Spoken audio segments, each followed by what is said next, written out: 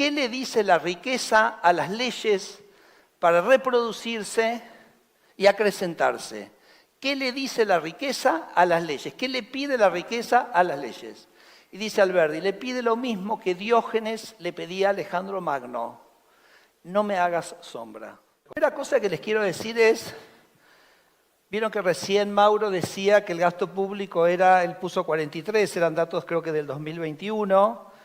Según Nadine Argañarás, el año pasado fue 40% del PIB el gasto, 2024 va a ser 33 puntos del PIB.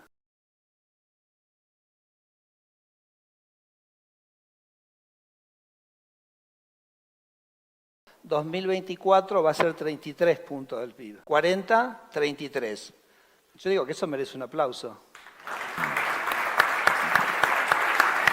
Esa reducción del gasto implica, como les digo, uno a uno una reducción de impuestos. ¿Cuáles son los impuestos? Entonces, ¿cuáles son los impuestos que han bajado? Bueno, en primer lugar ha bajado el impuesto inflacionario, eso creo que es absolutamente evidente. Ayer tuvimos el número de mayoristas de 2%.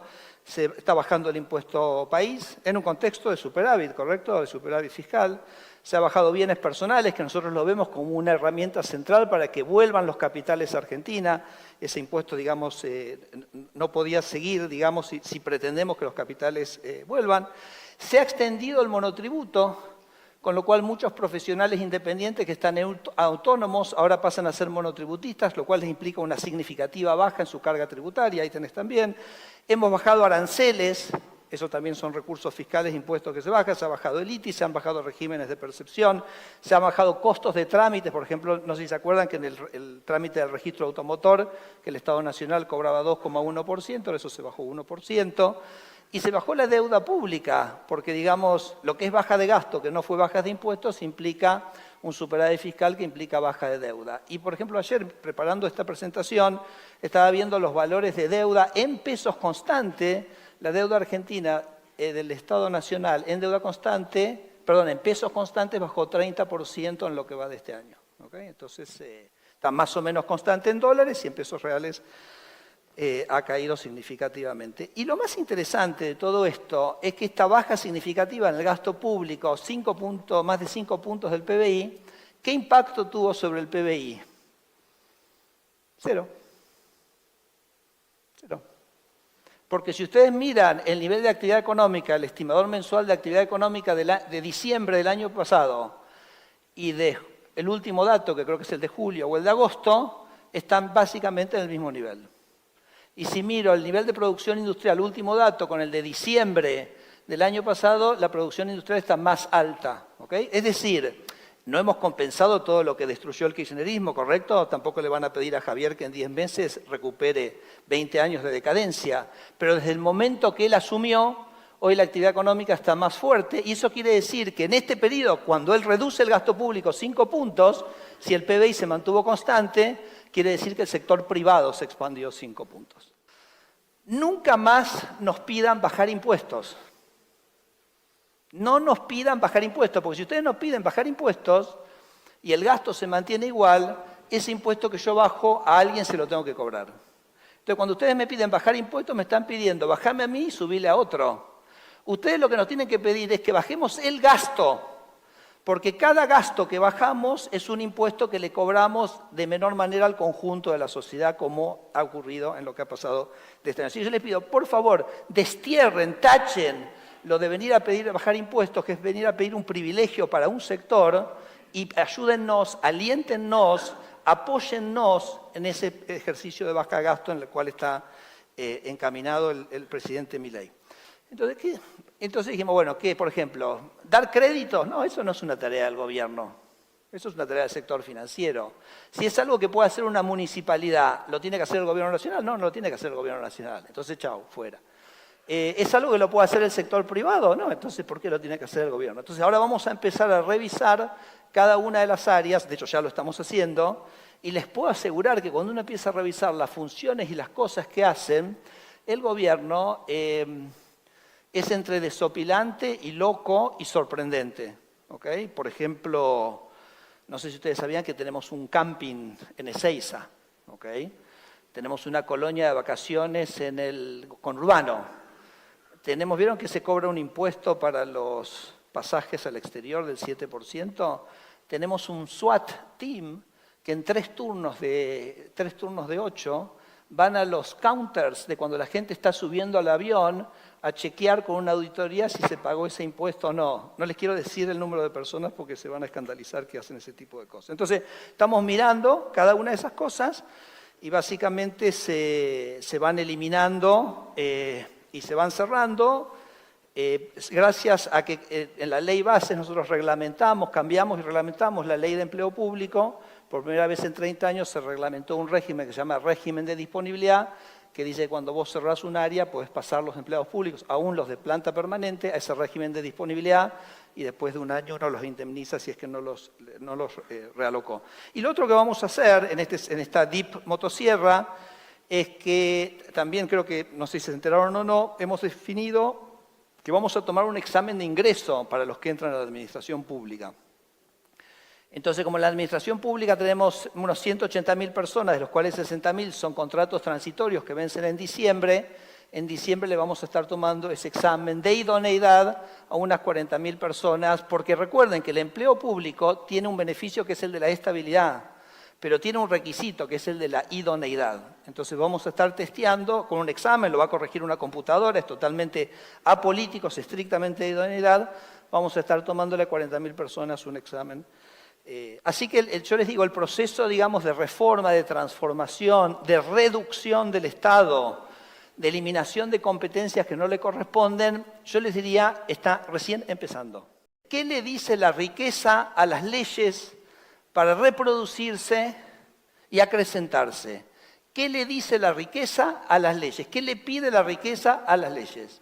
Y dice Alberdi, le pide lo mismo que Diógenes le pedía a Alejandro Magno. No me hagas sombra. Yo estoy recibiendo más o menos 150 mails por día de gente que sufre, son los sufrientes de las regulaciones. Quizás en algún programa de televisión ustedes me han escuchado cosas absolutamente insólitas. Me dice, Federico, resolverme el tema de los envases de la sandía. Le digo, no puede ser, que tengo un problema. ¿Regulamos el envase de la sandía? Sí, me dice, me regulan el envase de la sandía, entonces no puedo exportar, porque me obligan a poner un envase que el importador no me lo acepta, entonces me cortaron las... Entonces pongo Senasa Envases, y me aparece un documento de 100 páginas que me dice cómo tengo que envasar cada fruta, como si el fruticultor no supiera qué es lo que tiene que hacer, ¿correcto? Y me dice que el ananá tiene que ser una caja de 15 centímetros y usar una viruta de 7 centímetros de largo. Pero si tiene brotes el ananá, puedo usar una viruta de 5 centímetros de largo. ¿Okay? Entonces, yo ya me estalló la cabeza, no digo, no, por favor, ¿cómo llegamos a este punto? Me dice, mira, soy desempleado y te pido disculpas, que tomo tu tiempo, pero yo estuve toda la vida, trabajé en un gremio, bueno, ok, y me dedicaba a ayudar a la gente a hacer los trámites previsionales, bueno, listo, me despidieron, no estoy más, ahora me puse a estudiar abogacía. A los 52 años me puse a estudiar abogacía. Y quiero ganarme unos mangos ayudando a la gente a hacer los trámites previsionales, que es algo que yo conozco, ¿ok? Pero me encuentro que está el decreto, la resolución de ANSES 499, o 449, no me acuerdo, del 99, que dice que los trámites jubilatorios en el ANSES solo lo pueden hacer abogados, que están en un registro en el ANSES, y veo el coso y deben tener 50 personas solamente para hacer ese registro, ¿ok? Entonces se lo mando al director del ANSES, que es Mariano de Acevedo, le digo, Mariano, ¿vos viste? Me dice, esto es una locura, me dice. Y ya está, se derogó. Ayer se derogó ese decreto, listo. Un currito menos, un conchavo menos y mayor libertad para la gente. Pero él me dice, ¿cómo te enteraste de esto? Y le digo, me lo enteré porque me lo mandó alguien en el mail. Entonces, mi mail está abierto. Mándenme todas las vejaciones que el Estado les produce.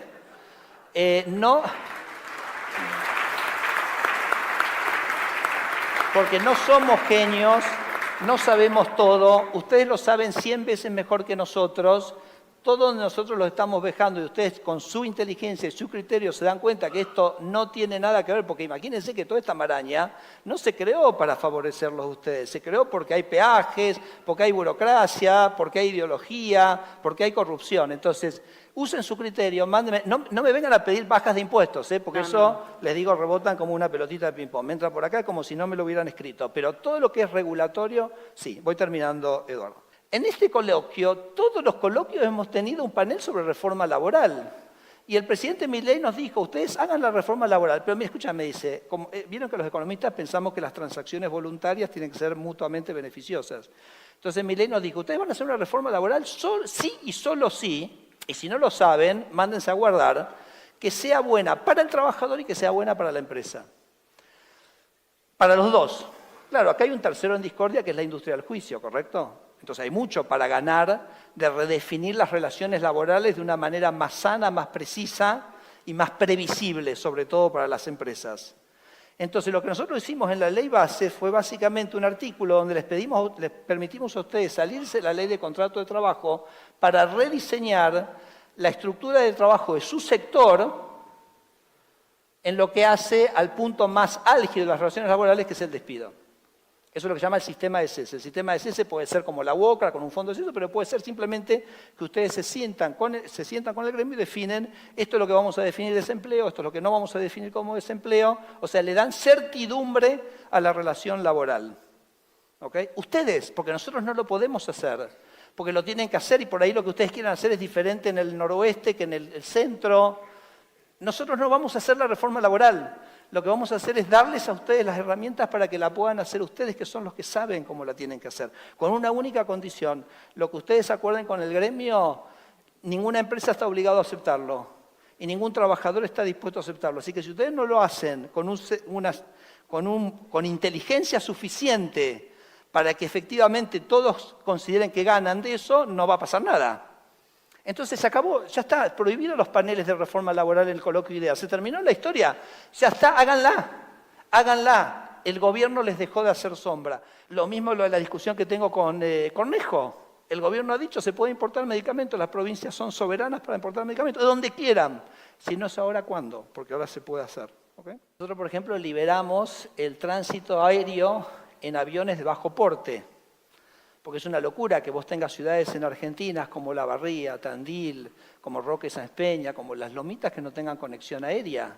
Claro, si vos pedís que vaya un 747 nadie lo va a hacer, pero un avión de 19 plazas o de 10 plazas, ¿cómo no lo van a hacer?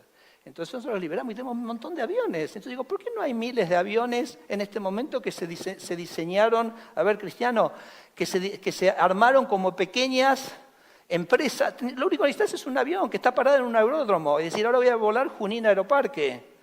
Está todo allanado, todo se puede hacer. Y quizás después alguien recogió el guante, era tener un avión y decir, me largo a hacerlo porque lo puedo hacer, porque no me lo prohíbe, porque la Constitución me dice que todo está libre en Argentina y que no necesitamos que el Estado venga a decirnos que lo podés hacer para hacerlo. Lo pueden hacer. Espero que todas estas cosas, todas estas sombras que van desapareciendo, alguno de ustedes en algún momento recoja el guante, que ese guante, como que cuando Cornejo importe, que un sector haga el sistema de cese o que estos chicos vuelen a la barría, que eso de alguna manera los estimule y les demuestre que en un país libre todo es posible. Gracias.